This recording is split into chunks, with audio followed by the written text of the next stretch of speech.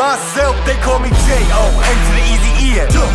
Know that we undefeated, y'all are beneath them speed. Yo, what's up? My name is Daniel Flefil and welcome to my channel. Today I will interview Eryc Ortiz, the legend in the calisthenics sport, or as his tattoo on his back says, street workout. If you're new to the channel and like calisthenic and street workout, make sure to subscribe because I post the most unique calisthenic content here on YouTube. If you're interested to read about this article and not watch this video, go to calisthenicsfreestyle.com. I will link the website down below in the description. In this interview we'll get to know more about Eryc. How does he work out? What is his secret in the sport? And also make sure to hit that like button before we start. Y'all are beneath them speeches trying to air a grievance, but his lines are overhead, better check the air for clearance. Call the tower, this is ours, clear the heat, the air apparent. Really I've never been better. Legacy, this is forever.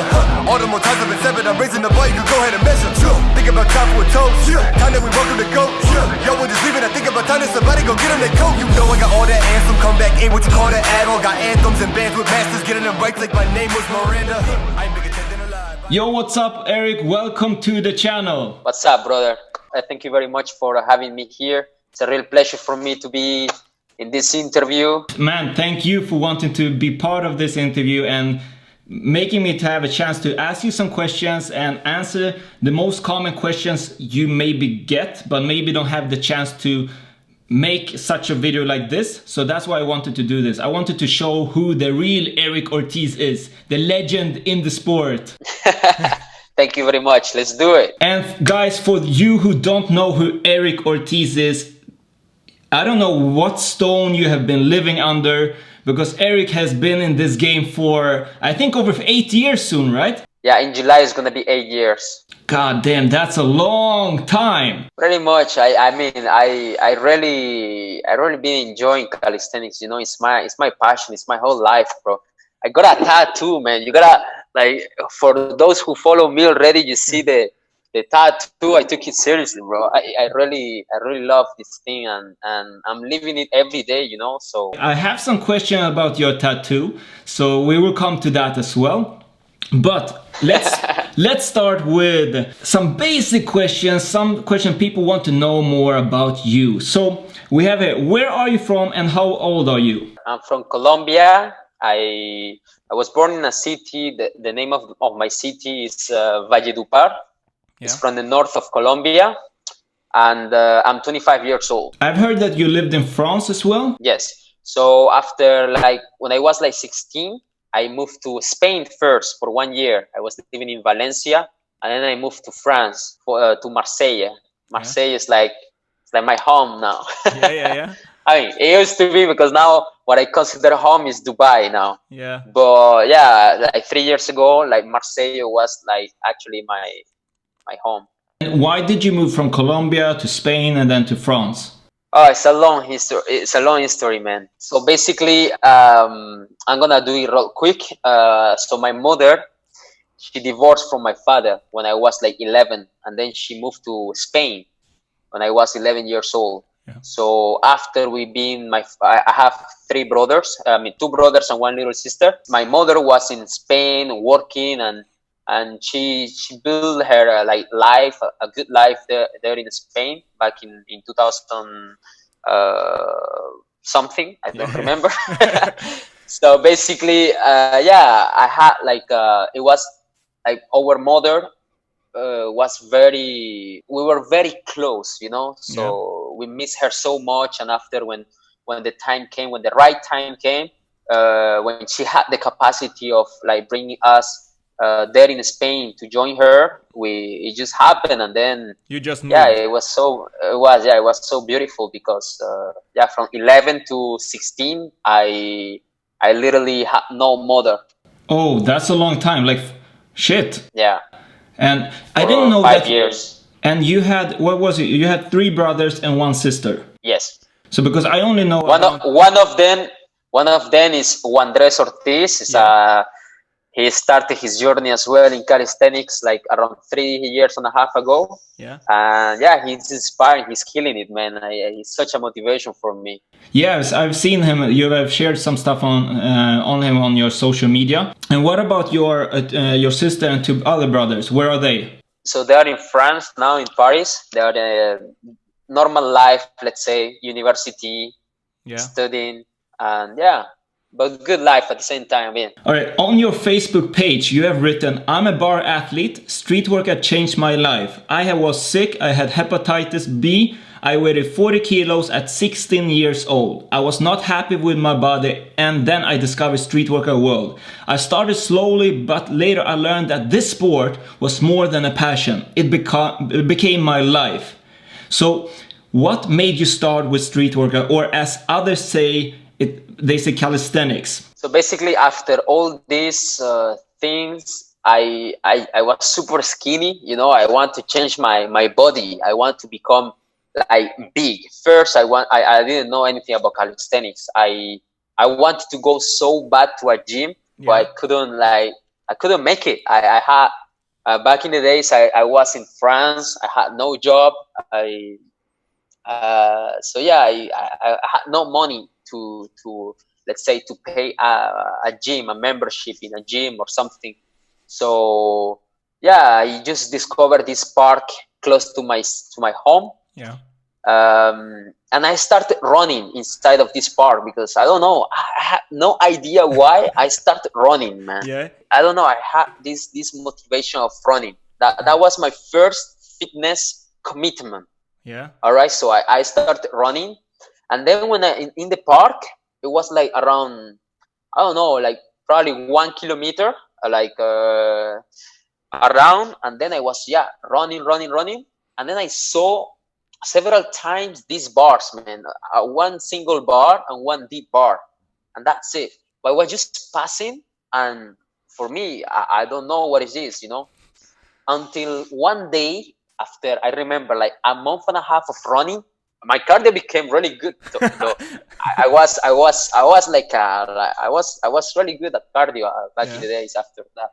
So my stamina was good. Yeah. And I saw randomly few guys training, like doing pull-ups and dips, and they were massive, man. They were like, they got like big bodies, you know. And I was like, man, like how is that they are doing only that, like just pull-ups and dips? So whatever, I was shy. I just keep running, and then one day I had this little like feeling of stopping, and I tried one pull-up. When I did the first pull-up, bro, I swear I had a pain in the back of my head, like kind of like I naturally have migraine. Yeah. So whenever it comes to like when I have headache, it's really bad, you know. And I tried my first pull-up, and I had this big pain behind my head, and I was like, wow, what is this pain? So I just went home. I took my pills because I was taking, you know what is paracetamol? Yeah, I know. But in a big dose, 1,000 milligrams to reduce the pain. Yeah, because migraine, you know, you have to take a big amount, otherwise you're not gonna leave. Few weeks after, I had the curiosity of trying again, and I tried.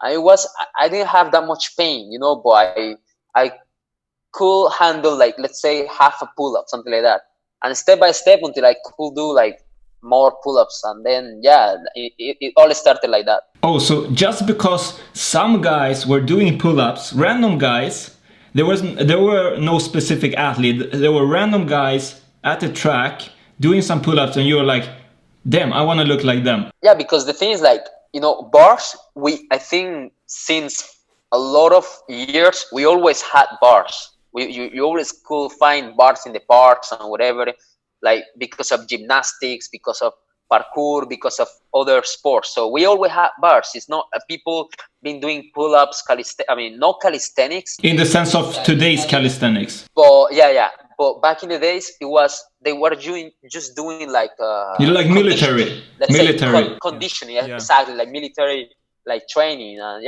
so that was their goal for them. So these people actually like got me the idea of conditioning.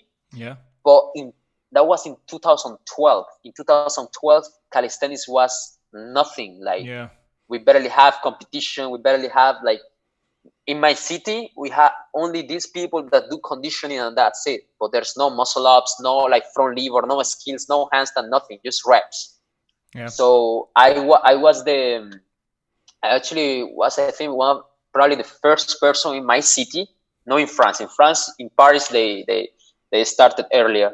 But in my city, I actually was the one that, that got the first skills and stuff. So that was pretty cool. If you think about the sport right now, there's so many skills. It's crazy. Like some of the skills, you don't even know the name. You're like, oh, I found a new skill, then I name it this. But it's not often you find new skills. The thing is, like, it stepped up, like, in only few years. I remember it was okay until 2014. After 2015, when the crazy freestyle start to begin, like the 540s over the bar, people start to get crazy and crazy and crazy. And then now in 2020, in only like 5 years, like, bro, it's incredible. Like the game is so high now. For me, this sport is insane. And it's good that the sport has developed, because in 2015 the sport was at its highest point when it comes to people knowing about street work. And then, Bar Brothers, Hannibal for King, and then bartenders, yes, bar stars, yes, as well. So everything 2014 was crazy. Like that's when people just whoa, boom. I remember, because that's when I started. I knew about calisthenics maybe like 8-9 years ago when I saw some people doing motivational on on YouTube, But then the 2015 was really like whoa. So who was your first inspiration to the sport? Hannibal Forkin. So basically, when I saw these guys doing just conditioning, I type in Google, on YouTube, sorry. I got on YouTube like how to improve pull-ups, and then this guy Hannibal Forkin, we all know him, doing his muscle ups, and I was like, yo, I want to do that, And then when he started doing his like planche, okay, back in the days, and right now, a lot of people consider that as nothing, like a banana planche, whatever. But bro, in 2012, that was like craziest variation ever, like that was so fucking insane, bro. I couldn't like believe that it was possible. So for me, when I saw this guy flying with his feet up and doing push-ups at the same time, I say, you know what, bro, before I die, I have to planche. That was my goal in my life. That was my purpose, like I have to planche. And then I start my your planche journey. The process. Yeah. The process, yeah. That's a really good quote. Before I die, I need to planche. I think many people want that. I mean, I to be honest, I never expected to become like good at that. For me, I still don't realize sometimes that that I really didn't expect anything. I was super weak, bro. I was like, if you knew me back in the days, bro, you can ask my brother, like, no way, no one can expect anything from me physically, in terms of, bro, my body was like nothing, bro. I have no strength, like zero. And people, because they see the videos, they see all the latest thing, they never think about this guy was one day probably the weakest one, People don't really think about how much work, and man, you have worked for this 8 years. 8 freaking years. That's a long time. And people they say, oh yeah, I want planche in 3 months. And I want Eryc planche in 3 months. I'm like, yeah, but you need to think of this guy started 8 years ago. 8 freaking years. And he has a passion, kept continue. And now you do crazy stuff. Like, to be honest, some stuff I'm like, this is not human. This is alien. I say always when I comment on my reaction videos, I say, this is alien level. I appreciate it for that, bro. On the website Gravity, where you are a personal trainer, they write, Eryc, who grew up in France, led a lifestyle he didn't quite agree with. Coming from a background of struggle and a few inconveniences, calisthenics has transformed his life. Could you explain what happened back then? What kind of lifestyle did you live? Was it criminal? Because I know some calisthenic athlete has a criminal background, then they change the whole life. Like it's mostly about like family problems, let's say. A lot of family problems, a lot of, like yeah, mostly that. Let's say I don't want to go too deep into details, but in general, no, nothing criminal. Yeah, nothing. Just family problems, and we all have this struggle, you know, when. Yeah, but family problems is a big thing, and people who maybe don't have that, you have your mother in another country, that's a big thing. Like, you have your mother, 5 years you didn't meet her. Like, that's a long time for an 11-year-old. So I understand what you mean. I have had my family all the time, so I can't say I can feel what you feel, but I think I can understand. Also, because of that, I basically like had some like bad influence after that, because when you're kind of like feel these kind of things missing in your life, you know, you become a little bit like rebel, you know, like you can. So I quit. I literally, something that I did. I don't know if I ever say that, but I quit school when I was 13 years old. Oh.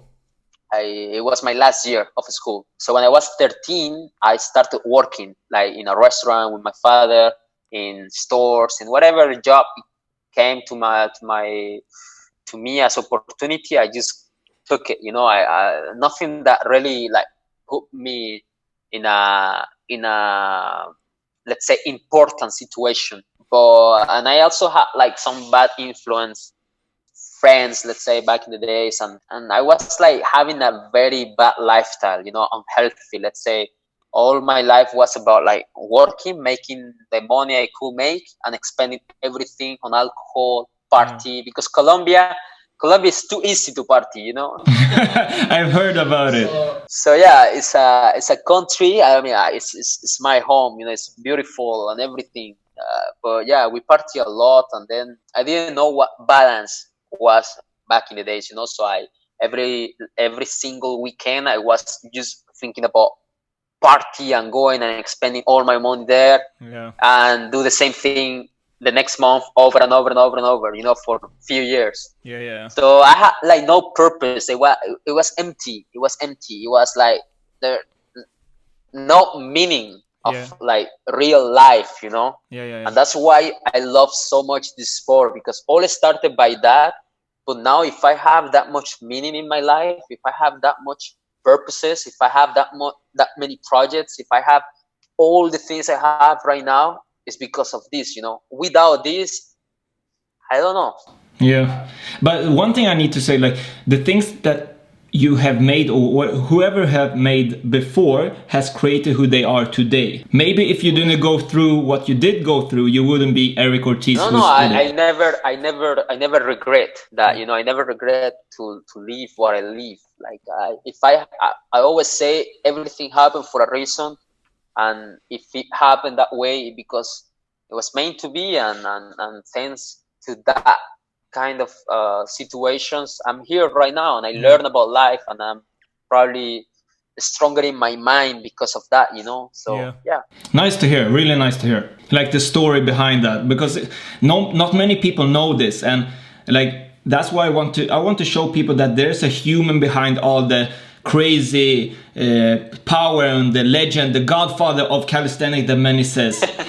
You are a personal trainer in Dubai right now. What made you move to Dubai, and why did you choose to become a personal trainer? I can say I didn't choose Dubai. I can say Dubai chose me.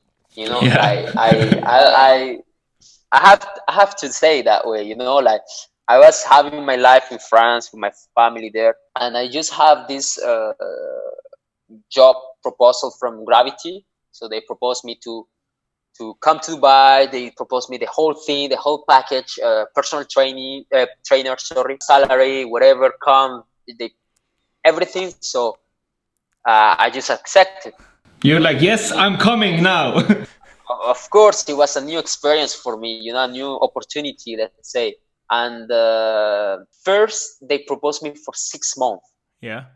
And now it's been 3.5 years, I think. So now you're stuck. The contract went like over and over. And bro, Dubai is like, you know, the problem is not Gravity or the sport, or is Dubai. Dubai life like get you, you know, like it's like when whenever you will have the opportunity to come, you will feel that. Yeah. You will feel that whoever comes to Dubai, I think there is a big willpower telling to that mind, you know, like, I have to stay here. I have to stay here. Like, life is so different, so fucking good. And I'm really grateful to have this life here in Dubai, because I know that for example, I mean, I'm coming from Colombia. I know how hard is life in other countries. Also Marseille in France. Marseille is one of the most dangerous cities in the world, bro. Yeah. I grew up in the real ghetto. Now I find like this kind of like calm, you know, in my life. I mean, I'm 25, and I know I'm young, but for the first time, I feel like I'm not in a dangerous situation, you know, like sometimes, like you had in Europe, for example, in Sweden, you can see that you can't walk with the phone outside, showing off your hats, whatever. No, it's you gotta pay attention. Even if you have nothing, they can come and just, you know, steal whatever you have. So you mean that you can walk on the street like where you were before, and they can just come up and like rob you? Yeah, 100%. Oh shit. Yeah, 100%. That's sick. I mean, Sweden. I don't know how life is. Bro, in Sweden is calm. Sweden. Like, Yeah. I never. Bro, we don't say anything to each other when you sit on the metro, and bro, you don't sit beside somebody. You have your own space. You don't want to be close. You sit there, and you don't say anything. Swedish people don't complain. They don't complain to others. They complain to themselves. They're like, oh, that guy, blah blah blah. But they never say something to somebody else. Man, but imagine this, the opposite situation. Imagine that when you will go out in, like, let's say to the mall, whatever, you have to pay attention, you know, because you can't. Yeah, anything can happen anytime. That's why when I were in Brazil, that's what they said. They say, listen, have your hands in your pockets. If you have your phone there, hold it. Don't go to any back street. Go on the main street. And don't go alone, know where you're going and everything. I'm like, what is this? But they're like, yeah, 10-year-old people like have guns and knives. I'm like, yeah. That's how I grew up, let's say, with the mentality of taking care of that, you know. For me, when I see these things, for me, I'm not shocked. I'm like, okay, yeah, I have to pay attention. I have to, you know. Yeah. Yeah, you're like, what? This is normal. I know. Thanks to that, I know how to take care of myself. You know, I know how to not panic during situation. To let's say handle sometimes the situation. Sometimes, you know. Yeah. Have more control. You are a personal trainer, but I have not seen any online programs or ebooks. Are that something that you're going to release? Until now. Since I'm in Dubai, I do it only like one-on-one. Let's say I didn't do any e-guide or any course online or anything. I don't know. I think, too focused on living, like, let's say, the life. Yeah. Mostly like the present, the physic thing, you know. Yeah. More than the online. I'm now starting to get like more and more attracted to the online thing. And now it's in my plans. It's one of my projects to launch something like that, so stay tuned for that. That's why I'm asking, because I know so many people are asking that question. I've got so many questions when I ask people to write to me, what should I ask Eryc? And that's one of the questions, so that's why I wanted to ask.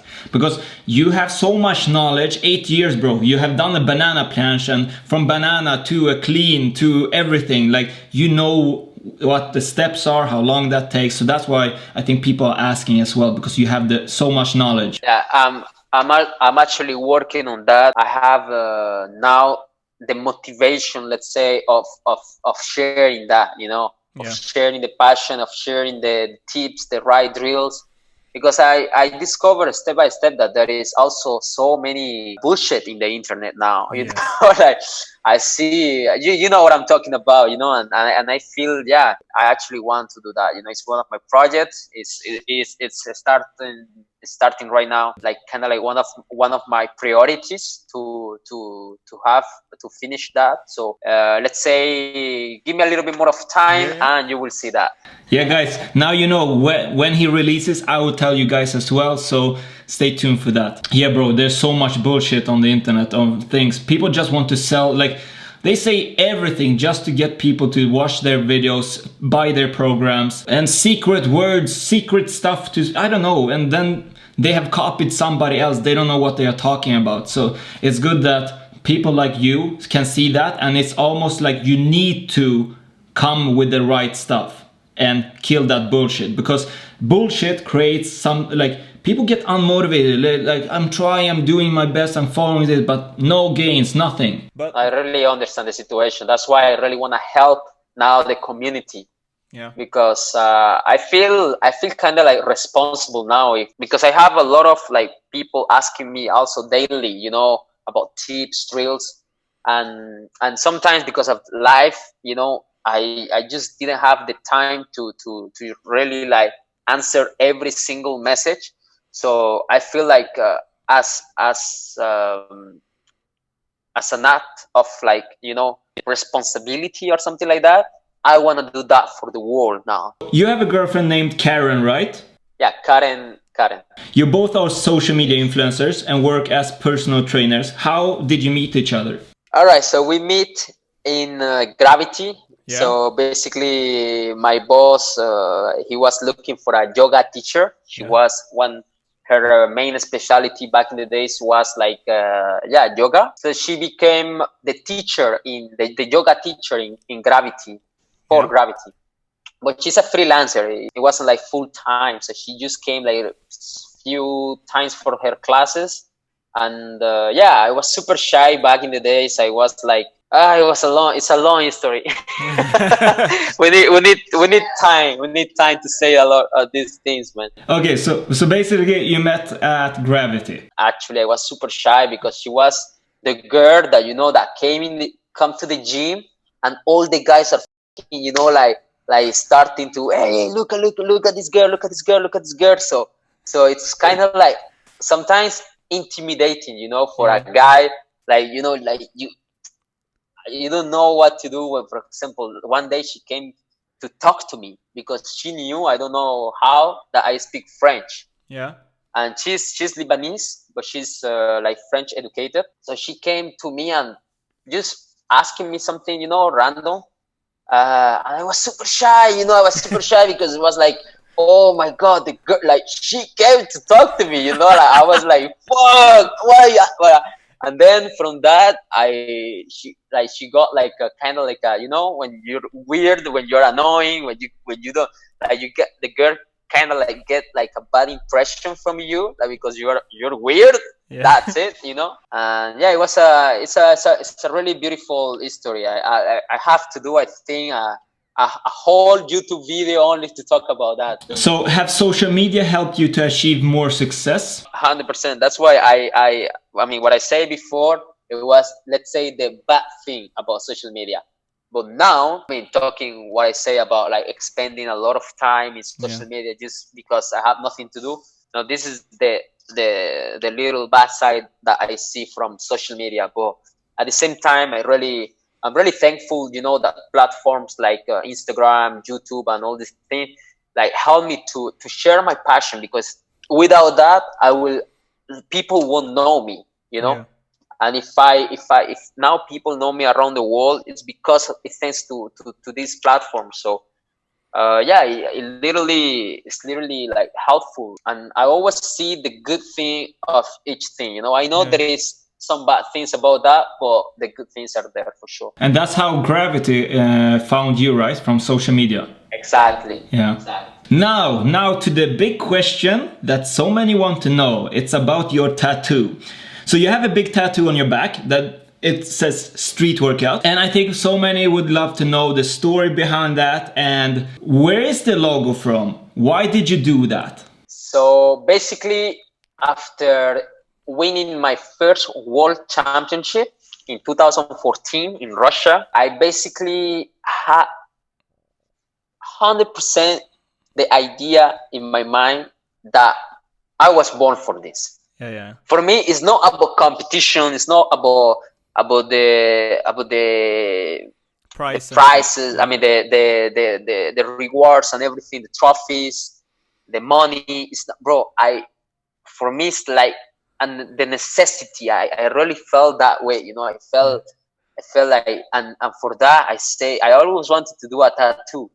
So I say, you know what? I'm gonna fucking do my tattoo, and it's gonna be the street workout. It's gonna be my sport, because back in the days, I don't know how, but I got influenced into whatever you do in your skin, like you're not gonna remove ever. Yeah. So whatever you do, be 100% sure. Yeah. And I say, what I'm 100% sure in my life right now, the only thing that I could find is street workout. It's calisthenics. So I say, you know what? Let's do it. And then I did my tattoo. But where did you find the logo? Yeah, I choose. Okay, so basically, in 2000, from 2012, from the day I started until 2014, 15, there's not many teams, many logos. No, now there is a million of logos, and everybody did his own thing. But what people don't know, like back in the days, there were only like 2-3 logos maximum. And two of them, one was from the Russian Federation, the WSWCF, something like that. One was from the Ukrainian Federation. It was like their competition both together.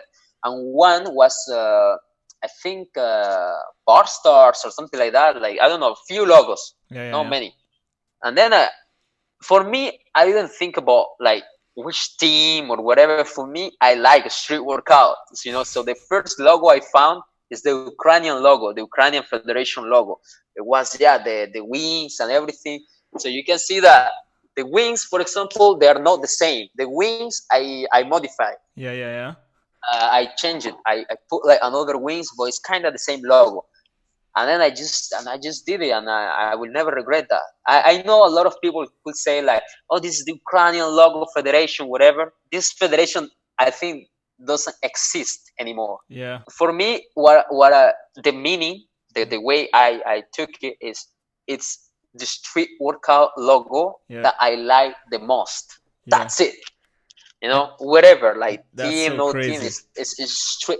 What is written in the middle? Street workout is the name of the sport, and this is what I like the most. And I like the arms like that, the wings that we have this feeling of flying, you know. So for me, I need to have these wings in my back. And some people find it stupid. Even Karen, you know, Karen was making fun of my tattoo before. Karen, my girlfriend, she, you know. I understand her, and a lot of people that don't understand why I have this tattoo. Yeah, is because they don't know the meaning. Yeah. But from the moment they understand, like they hear the history behind, they are gonna like. They're quiet. You know, they're like, let's go. it. I can really understand the occasion. If you have something that burns so close to the heart and has changed your life, even if you will have changed sport, whatever, that has been like now 8 years of your freaking life. That's a huge part, and that has changed who you are and changed to the better as well. So it doesn't really matter what happens later on. Like, it's now, and that's something that changed your life. No matter what people say, no matter, bro, even if my own family, my own, I mean, the whole world tells me, bro, for me, I have this idea in my mind, and that's what I believe. You know, it's like your religion, and whatever you believe, bro, you know, you have your right. That's it. And imagine like the guy who created the logo, now he sees the logo on your back of one of the most known calisthenic or street workout athletes in the world. Like, the feeling he has must be crazy as well. Yeah, I actually don't know the person who created, you know. I know it's the Ukrainian Federation, but the person, I know that the Ukrainian the president of the Ukrainian Federation is Denis Minin, something like that. But it's probably not his idea, you know. Like, when we create a logo, we always find like inspiration and stuff. Like, I actually create my own logo. I'm not gonna show you now because it's a surprise. But it's coming soon. It's coming soon. All these things coming soon as well. You are top in the calisthenic athletes. You're ranked one of the best athletes in the world, the most complete athlete. Who is your inspiration now? Like, can you mention 3 people? It's always about a period of time, you know.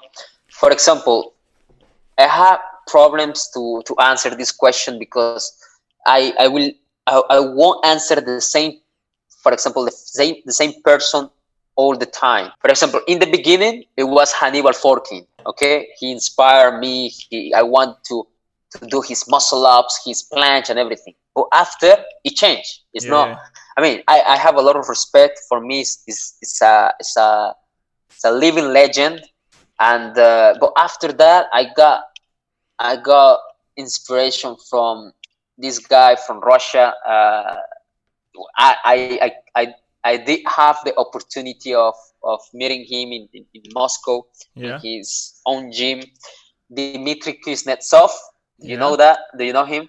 No, I don't, but I think many people know him. Maybe many people will know him. Dmitry Kuznetsov literally like inspired me for a good period of my life. But now he stopped. He's not in the game anymore. He's like more into fitness. So now, of course, the inspiration is not as much as before. Yeah, of course. A lot of respect for him. With calisthenics, a lot of people like start and they stop.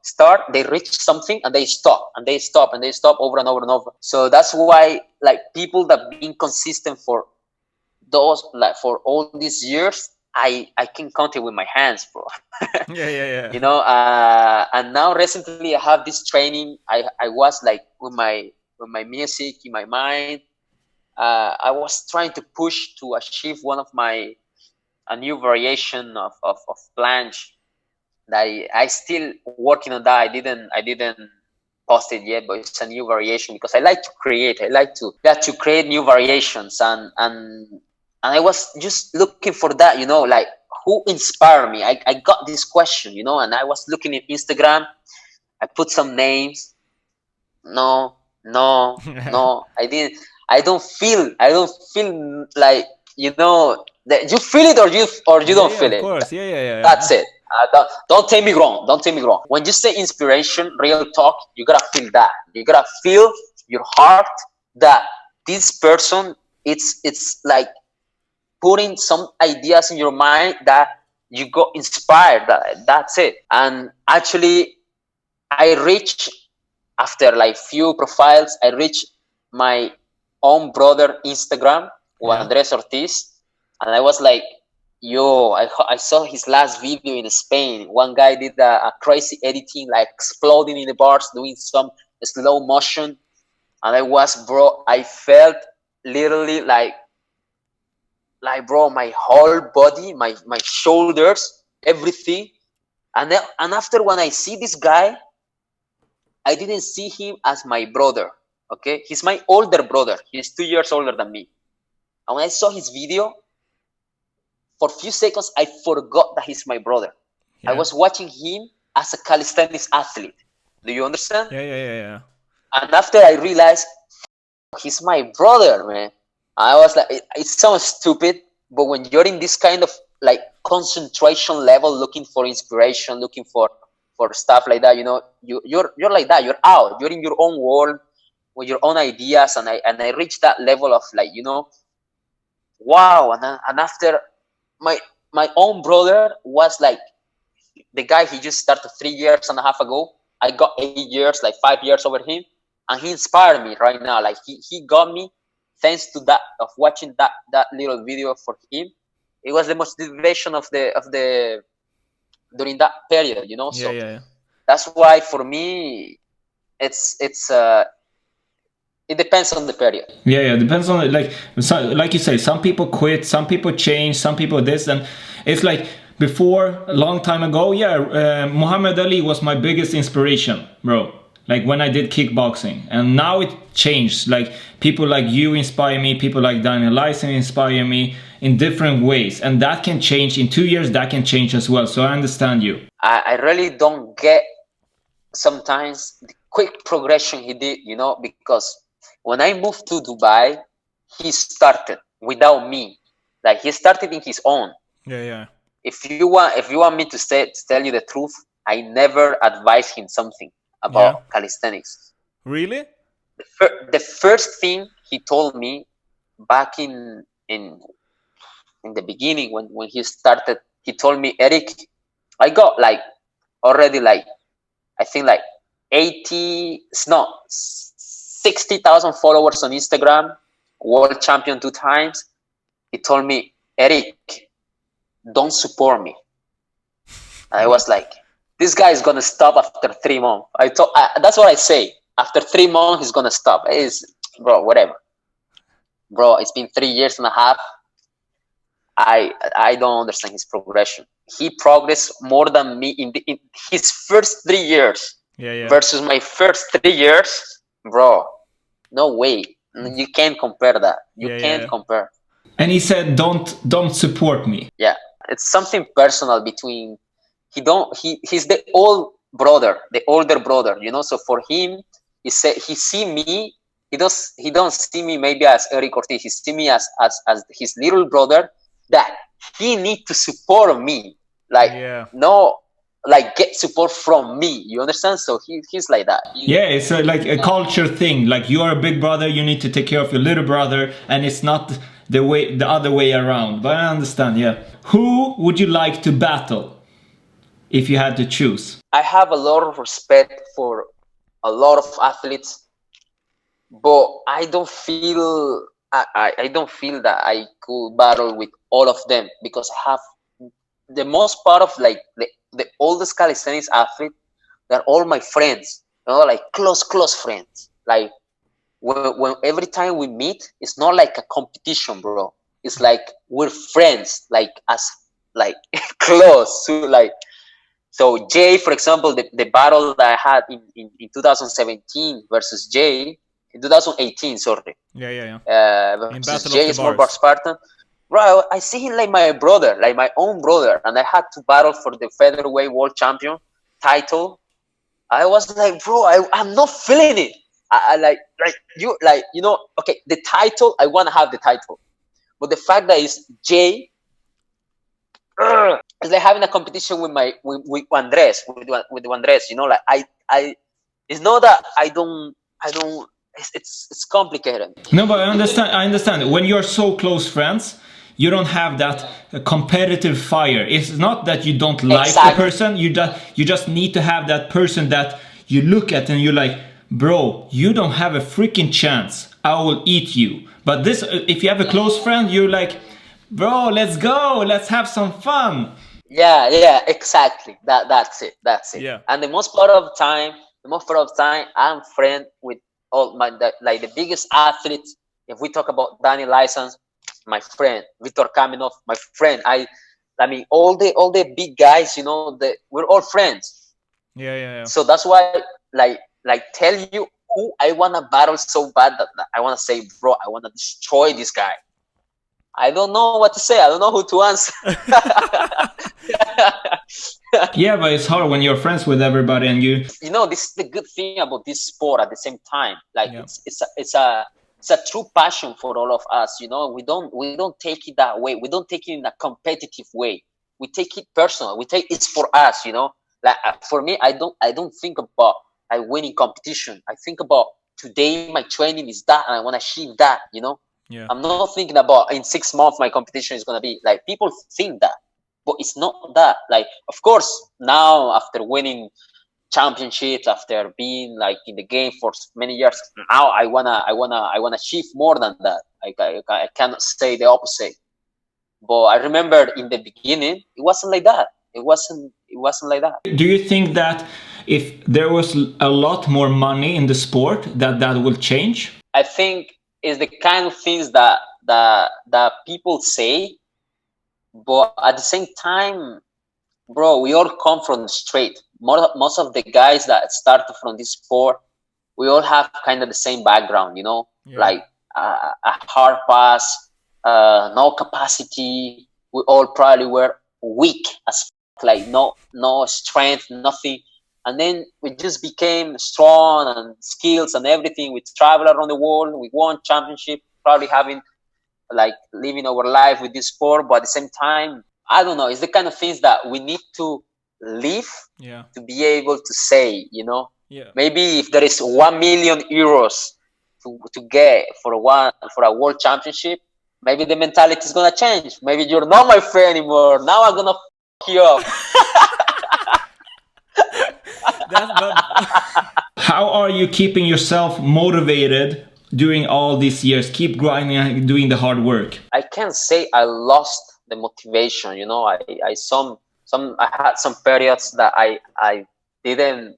Probably I know I could do better, but for some reason it's just, you know, probably life in general. It's the other situations is in life, family problems, whatever.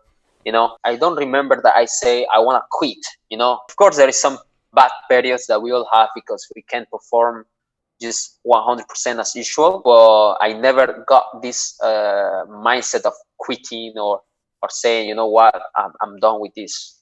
Never. So I always, it's something, as I told you, my competition is myself, bro. I just watch, for example, my last video and I want to do better. And I don't get enough of this. I'm not in that kind of mentality when I reach something and I say, I'm okay.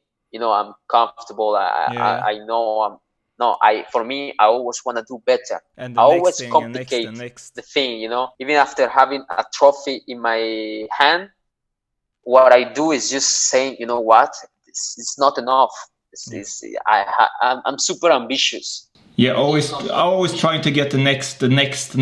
After 8 years and having that's inspiration. That's true. Like, that inspires me really. Thank you very much, brother. So in 5 to 10 years, where do you see yourself? I probably see myself like launching all my courses online, my e-guides, all the projects that I have in the internet. But I also want to have my own gym, the Team Ortiz gym, not only in one place. I really want to have like a gym gyms all around the world.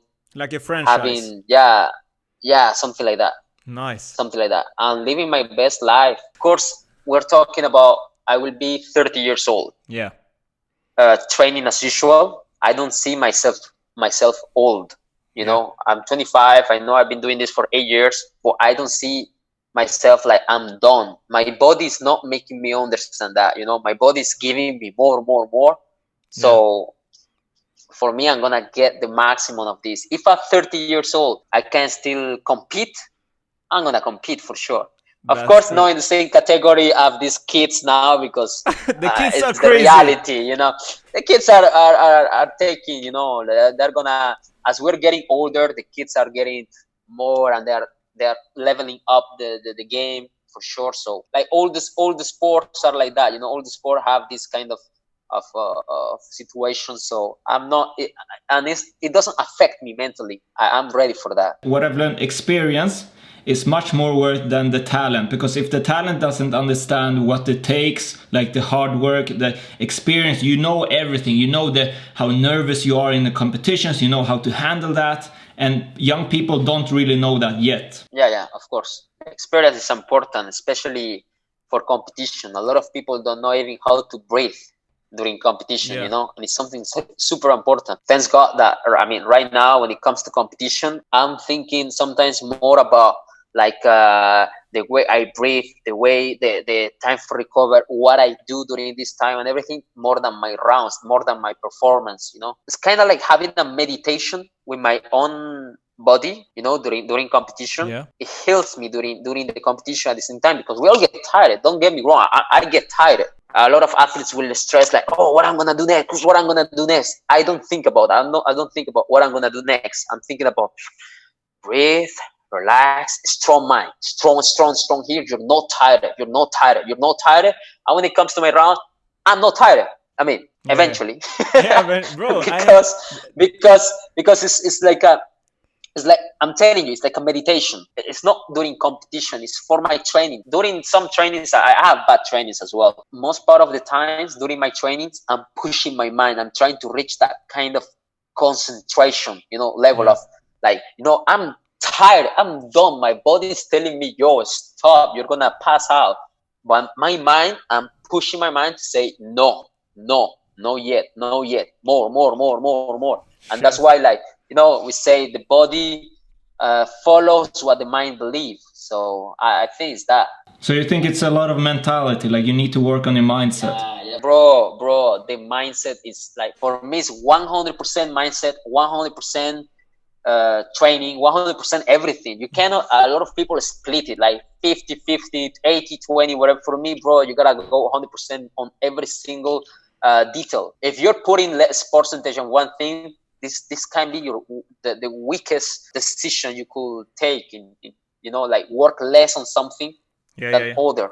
No, as much as you're training your body, you gotta train your mind. I think many people needs to hear that. A question that is on the internet is that people are assuming a lot, like they write stuff, they think they know you. So one question that is on the internet is that, are you taking steroids? Because you have the veins, you have the power.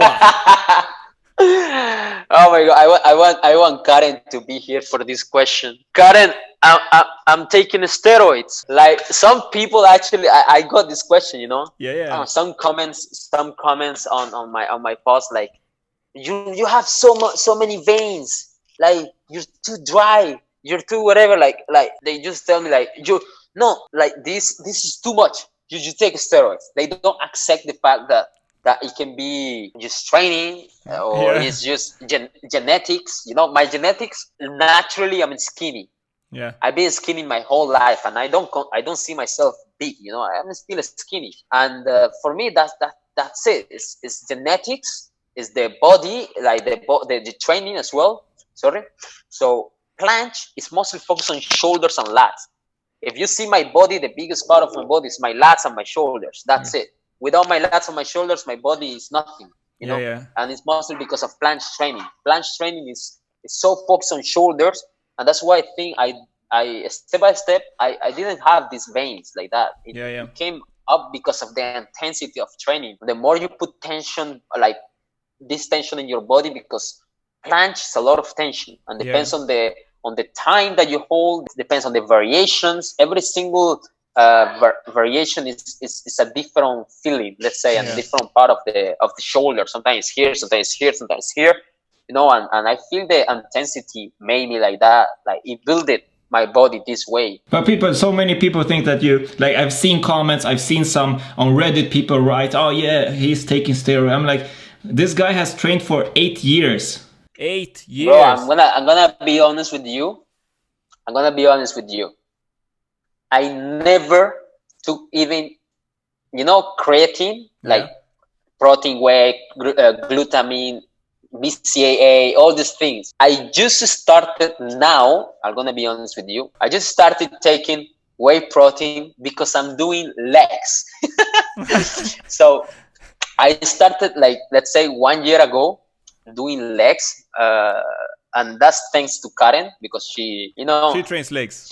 She loves to train legs, and when I saw her that she's performing, for me, I can't accept that, you know, like she's strong at legs and not me. Like, no, I wanna be good at legs, so I put that in my mind. I have to be strong for legs, so like that I kind of like impress her at the same time, you know. And I realized that after 1 year, I'm not growing my legs too much, and it's mostly because of food. The main reason of gaining mass is not the training. Sometimes it's the food. For some people that have, like, let's say, fast metabolism, like, I burn a lot of calories naturally without even doing cardio. I burn a lot of calories. So my body is a machine that burns no matter what I do. So for genetics like me, plus I don't eat a lot. For example, I eat under 2,000 calories per day. 2,000? Under 2,000. No, sorry. I used to eat under 2,000 calories per day. Let's say between 1,500, something like that.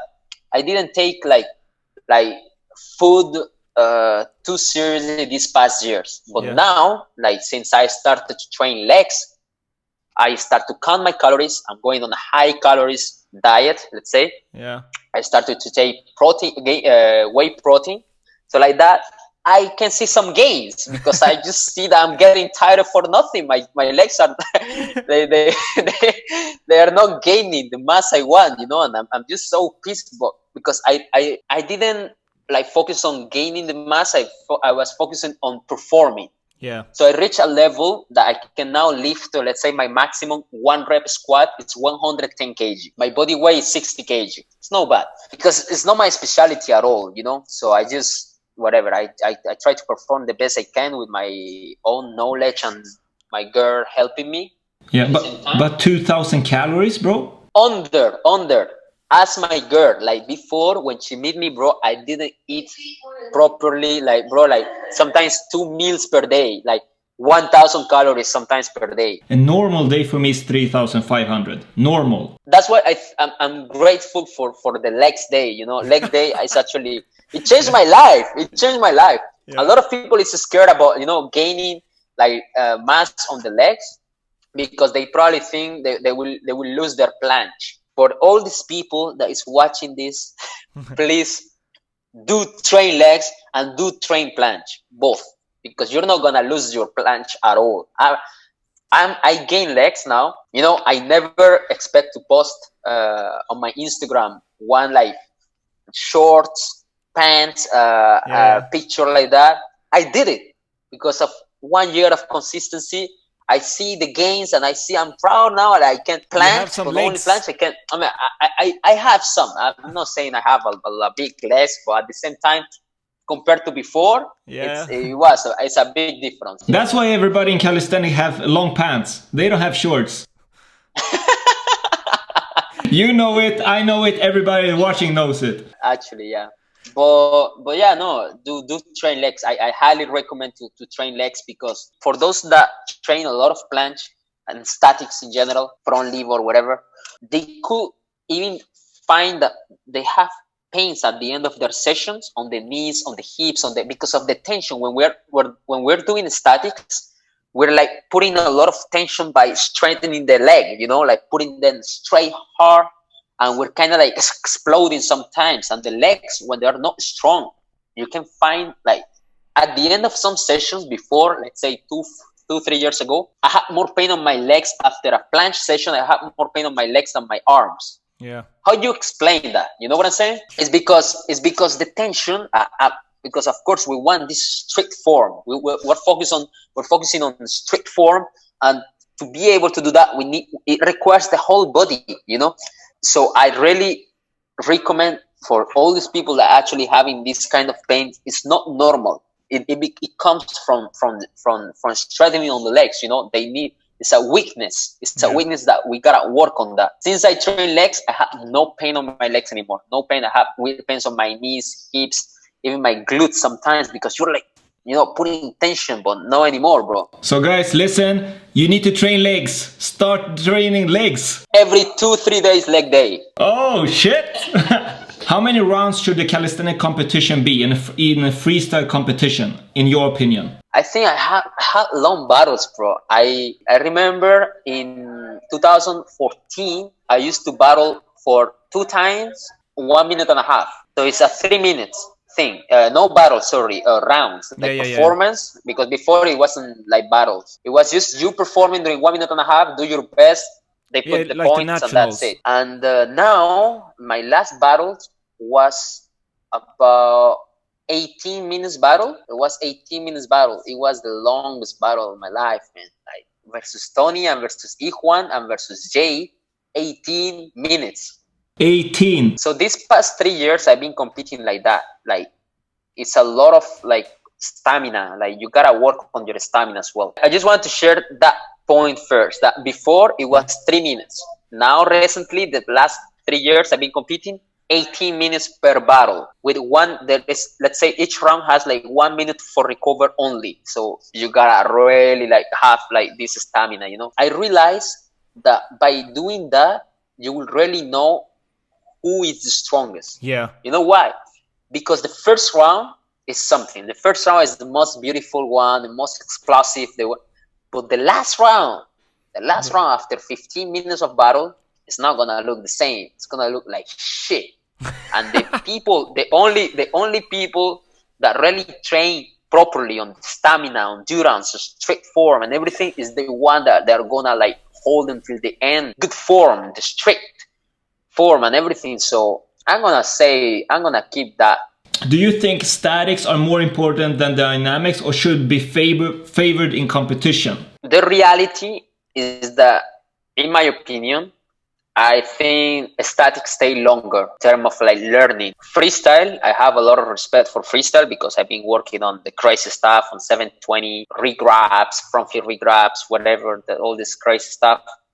But these acrobatics things, with all my respect, you have to have balls for that. Yeah. You understand? Someone who had problem with fear, with like overprotecting themselves, they don't want to break something or something like that, it's not going to happen no matter how strong they are. With that being said, it's about confidence. Okay, it's confidence.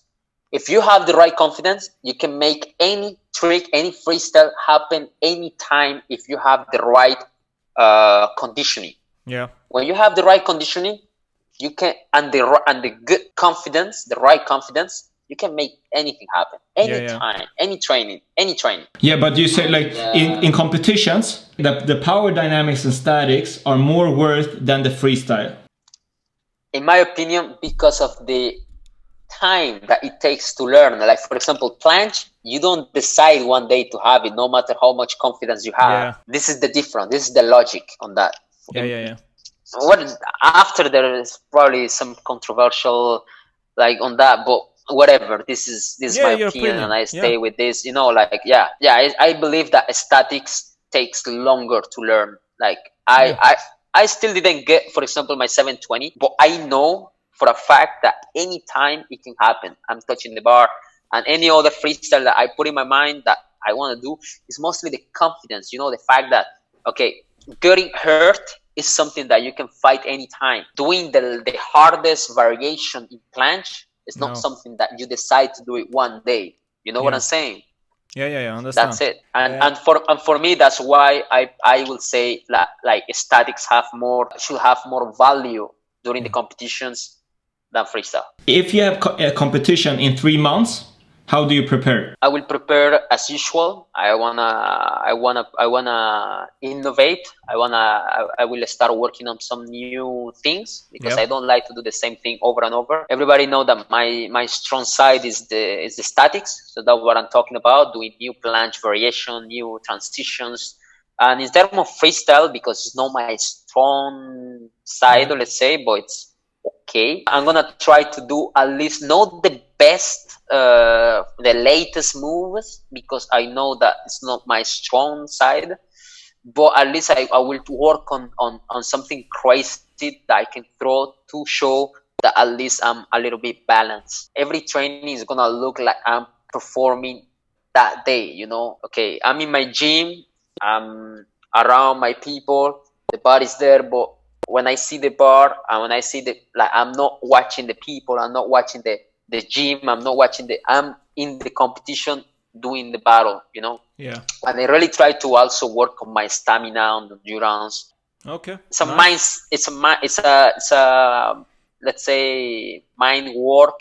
Yeah. And also the physical work where I believe that I'm doing it every day, because every time I'm training, I try to push myself as hard as possible. But the mind gets into a certain level of pressure when it comes to competition, because you're not gonna perform at home or in the gym. You're gonna perform, and the world is gonna watch you. And you have one chance. Yeah, of course, there's gonna be more pressure. You have battled in the Battle of the Bars 2019. That was your last battle. That was against Tony. That was a battle many people had waited for and was excited for, because you only compete once per year. That's what you've been doing for like 2-3 years. Did you know about Tony Gastum before? Like, did you know him personally? No, not personally, but I saw some of his videos. And I know that Tony had a good potential. I never put myself in that situation where I say I'm gonna win, you know. I'm ready to lose, I'm ready to win, both. Like in my mind, as I always say, it's not only about competition but experience sometimes. And I know that he got he's younger with ambition and everything, but I was mentally ready for this battle. Something that happened during the battle. Little thing happened that Yeah. probably the whole world doesn't know that, even because I didn't even post about, I didn't share this. Well, now because we're like, let's say, real talk. What I will say is not an excuse to say I lost the battle because of that. What I'm gonna say is just this is a factor that destabilized my mind when I was competing. It's Yeah. something totally different, and let's say, because of this thing, I couldn't perform as I wanted to perform. All right. So like that, it's clear. So like that, it's clear, and people is not gonna, take it in a wrong way. When I was doing in the beginning of my battle, I threw a one finger festo. Okay, when I was doing my one finger festo, I took a bad decision. The decision was to sit down, something that I never did in the past, in my last battles. I always go for the festo with one finger, and from this position, I just let it go and I go down. But I programmed to do something. I improvised. Yeah. To sit down to be able to do a cam quad, which is an exit. And it was literally a bad decision. And if you go into a slow motion, you can see that I kind of felt something, and I actually cracked my knuckle. Yeah. And my people is witness on that. I got like 1 month off training of freestyle because of that. I kind of felt like the knuckle, I couldn't squeeze the bar. Yeah. I didn't feel like my grip strength was there. I'm not saying, don't take me wrong, I'm not saying like I could win the battle. For me, Tony deserved the battle, and he's the champion in 2019 of the featherweight world champion in Battle of the Bars in Dubai. It's 100% on him. On him. Yeah, I just believe that if I didn't have this little crack, crack, let's say, I could perform better. Because at the end of something that we gotta realize is something personal. It's not for the followers, for the people, it was me. At the end of the battle, I didn't like what I did. I didn't feel proud of what I did. Yeah. I didn't do what I wanted to do. I programmed rounds. I programmed to do more freestyle, but because of this thing that happened, it was the first time that happened in my whole career of competitions. I never had this kind of pains, that I always, thanks God, I always have the possibility of doing mostly what I want to do. But because of that, I felt that I was like losing grip strength. I was feeling like I can't do mentally. It destabilized my mind because I say, because of that, I'm gonna fail this one, and something. Yeah, that's the worst. Never happened to me, So everything was like too quick, and I didn't have, let's say, enough time, because you are in the battle. You can't decide. I can't decide to just keep falling. You know what I'm saying? Yeah. In my mind, I know my body. I know my body 100%. I know that if I try to do what I want to do, talking about freestyle, I'm gonna fail. And something that came in my mind when I realized that, I knew I'm gonna lose. I say, Eryc, it's done. It's done. But you know what? You're gonna end the battle standing with your fucking head up and doing your best thing, which is planche and stuff. I mean, what you can do without risking too much for my mind, not for the people. For me, I'm not gonna feel like down. I'm not gonna I'm not gonna lose motivation, because I knew that there is a problem on me. Yeah, you did your best in the battle. Yeah, exactly. For me, it was, I need to finish the 18 minutes battle, and I'm like that, bro. I'm like good, okay, I couldn't perform as I want, but at least I'm here. There's a lot of people that take bad. I don't believe I took a bad decision. Some people that have like a super ego, whatever, they're gonna say, oh, whatever, it's done. No. Why? Because they don't wanna accept the fact that there is days like that. In order, for me, in my opinion, in order to level up your mind, you gotta accept the fact that that is done, that you can fail, you can lose, and it's okay, it's totally fine, but you gotta fight with that, finish at least the battle as a champion, standing up and showing that you did your best, instead of falling or quitting because of this kind of things, whatever. That I don't regret my decision. I still think that, I'm telling you, Tony deserved 100% the battle. Yeah. I never shared that in social media. I only share that with my people know, my brother, my friends, my close friends. Karen know. That's a big thing, and many people would have give up and say like, oh shit, I can't compete. I didn't do my best because I had this pain. And more now, you showed that you continue doing what you were there to do. Like, you stand up, you never give up, and you do what you can do. Not many people are doing that. I've seen that in like life. When somebody hits their elbow, they're like out. Like, no, they're not even trying to do what they can do. Yeah, because that was actually what I was thinking about when I see myself in the videos in the future, when everybody's gonna repost Eryc Ortiz holding his hand and pretend like the people is not gonna give a fuck about if you have pain or not. The people is gonna they are gonna care about which decision you took. You took the decision of keep fighting, and even if you don't get the prize at the end, it's okay. At least sometimes the battle, the trophy is not the trophy in reality. Yeah. Sometimes the biggest gain that you can have some days is just that fight with this little thing and finish standing up, as I'm telling you, and that's it. A lot of people won't understand that, and they are gonna probably talk shit, but I don't care, bro. And the people who understand, they understand. The people who don't, they don't. Like, that's normal life. But would you want to battle Tony again? 100%.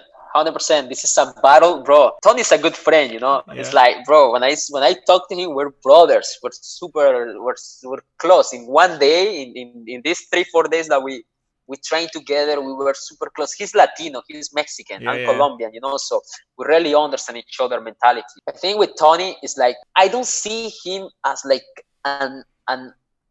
like, let's say the challenge, let's say I have to beat him again. No.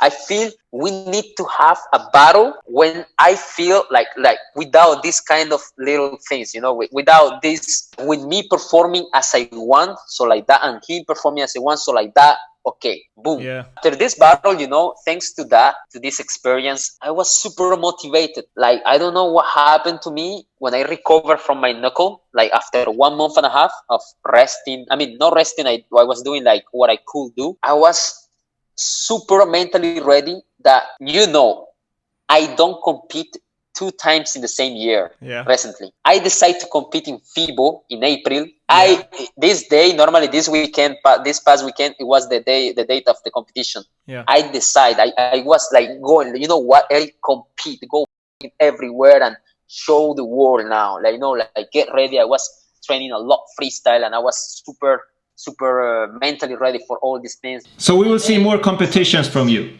What you don't know is that I took the decision of the FIBO. I took the decision of going to Spain to the Ultimate Battle in Madrid, where Tony is gonna compete.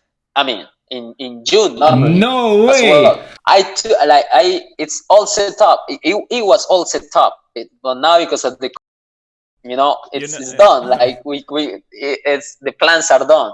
And after that, I want also to go to Mexico stage of but not for competing, for judging. So okay.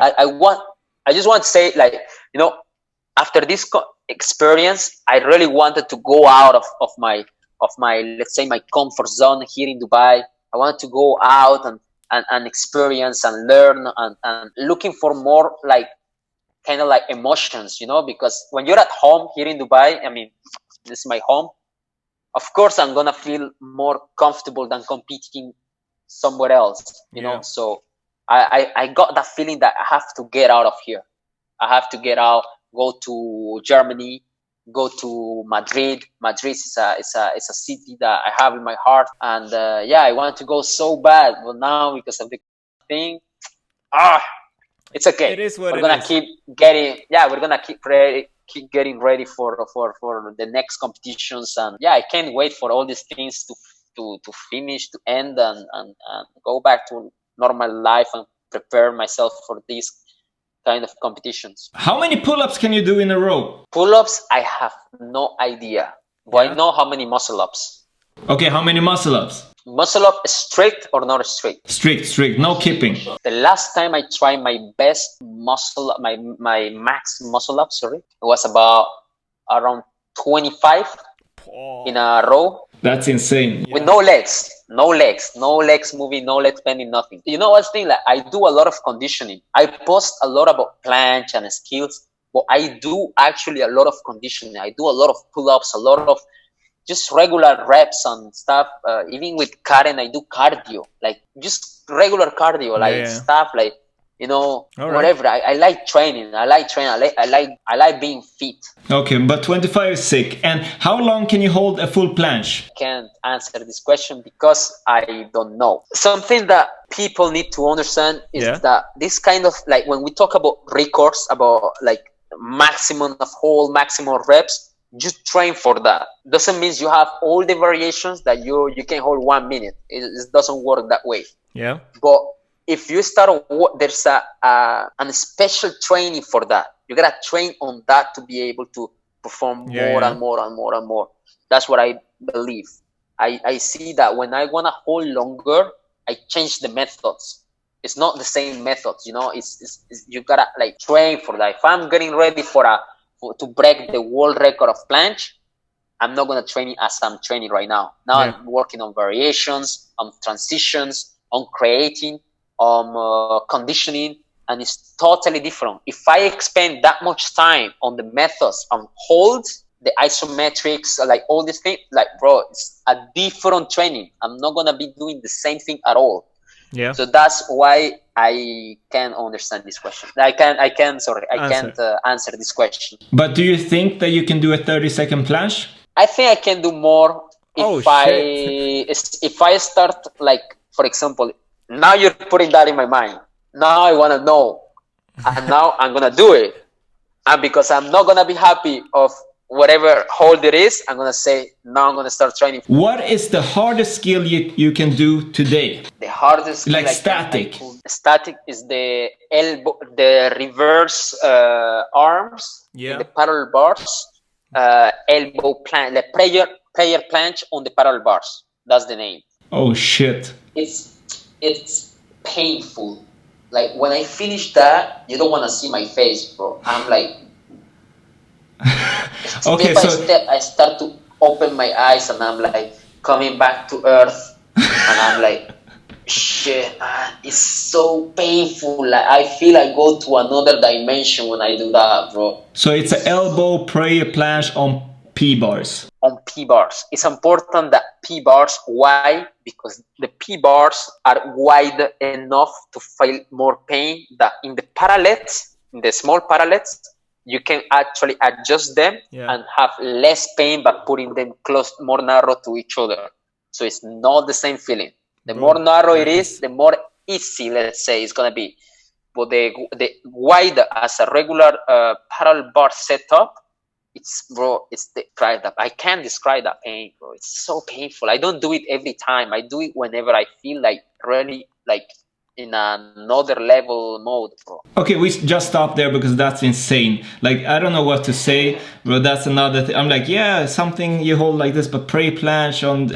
All right, what is your hardest skill in dynamics? Let's say the dislocation 540 till now. That's a nice one. 540.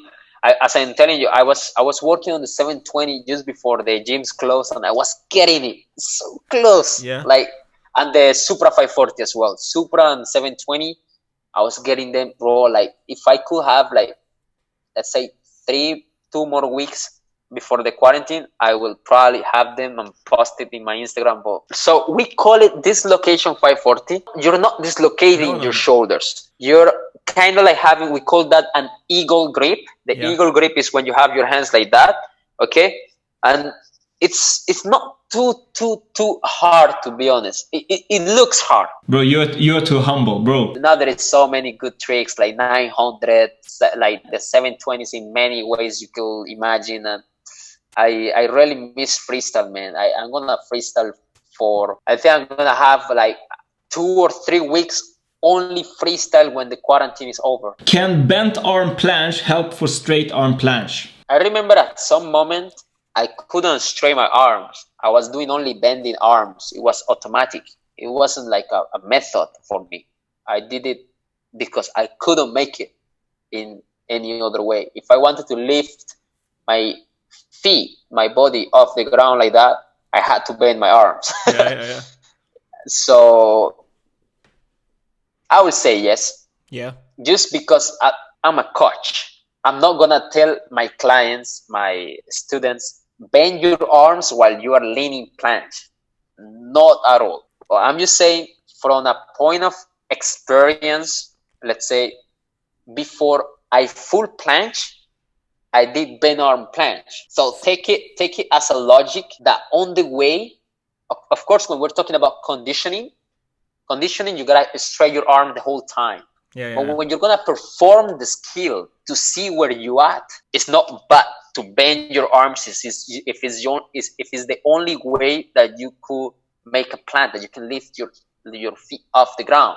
Yeah. That's my answer. How long did it take for you to learn the full planche? Okay, so when I first started calisthenics, I did 7 months of conditioning. Conditioning is reps, pull-ups, push-ups, dips. 7 months straight.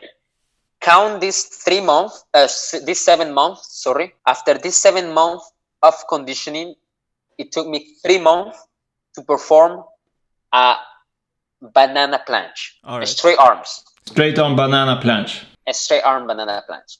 All 3 right. months. So let's say from zero conditioning, 1 year. From when I had muscle up, for example, 3 months. But that's a good way to explain it, because people only see the 3 months and not the 7 months before. No. No one, I don't think with zero conditioning, you take 1, 2, 3 months. I don't believe so. You need to have a base. You need to have a fitness level, something. Yeah. Okay, don't talk about calisthenics, but you could do like gym, whatever, for many months, Yeah. But from 0, No. I don't believe so. What are your methods to recover? My method to recover, right now it's on the food. I really pay attention to the food I eat. Thanks to Karen. Karen I feel blessed to have Karen, because she really changed my life in that way. I'm more healthy. I'm taking more care on my body thanks to her. She really transformed me in this way of healthy food. Food is super important. You are what you eat. If you eat shit, your body's not gonna recover as when you're healthy, when you hydrate yourself properly. Sleep is super important. Sleep the good hours that you need. If you have a disorder in your sleep pattern, it's not gonna happen. How much do you sleep? Super important. 8 hours. 8 hours. All right. 8 to 7 hours sometimes. To the last question. Your favorite skill and why? My favorite skill is full planche. No the variations, just the basic full planche. Straight arms, hollow body, straight legs, boom, that's it. It's just the skill that got me really a purpose. I wanted to full planche. From zero, it was my main thing, and I just enjoy so much doing full planche. A lot of people say, why do you keep doing the same thing over and over and over? You don't understand the feeling, bro. I really enjoy doing it. It gives me that feeling of nothing made me feel that, nothing. Yeah. It's just so good. I'm really happy that you wanted to be in this interview and that we got to know you. I don't know how long this interview will be, but I know people get so much value and get to know more about you and from you, and not about rumors that somebody says you take steroids, you do this, or blah blah blah. Thank you very much for the invitation, and I really hope that sharing this these little tips, let's say this experience with you will help some people in their in your calisthenics journey. Yeah, I hope so too, and that's why I want to do these interviews with the legends, like the Godfather of Calisthenics, like people say. Thank you, brother. I'm happy to have you here, and maybe someday we'll meet in real life and we do some videos together, tutorials. 100%, brother. And gotta teach everybody the stuff that you have. So, man, thank you really for being here. And if the people don't follow you, I will link everything down below in the description, to your YouTube, to if you have a website, I will link to that, and also Instagram, everything that you have, so people can go to follow you. Like, I think that people already know in the calisthenics community and follows you already, but for those who living under a stone, go follow him. Thank you very much. Thank you very much for everything, and yeah, for sure we're gonna train one day together. You will see. Yeah, and you're more than welcome to come to Sweden and come to us. Thank you very much, brother. So guys, that was the interview with the legend himself, Eryc Ortiz. If you have watched this far, it's time to subscribe, because I will do more interviews with legends in the sport, big names in the sport. And if you want to watch those interviews, subscribe and make sure to hit that like button before you leave. And I will see you in the next video.